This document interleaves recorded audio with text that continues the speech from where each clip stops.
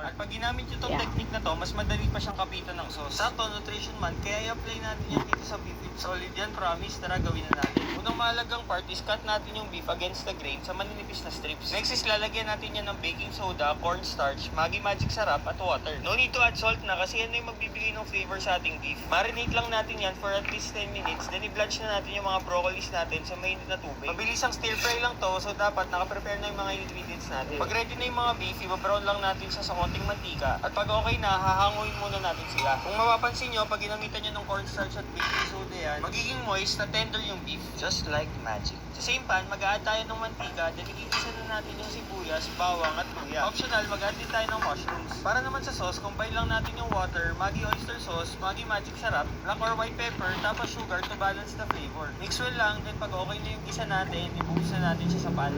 Make sure lang na scrape natin yung bottom ng pan kasi nandyan din yung additional flavor. Palabutin natin yung sauce gamit ang cornstarch slurry. Ibalik na natin yung beef, i-coat natin siya doon sa sauce. I-add na rin natin yung blanch natin ng broccolis. Finish natin with sesame oil at ayan na, meron ka ng beef with broccoli. Nutritious na, madali pa. Paano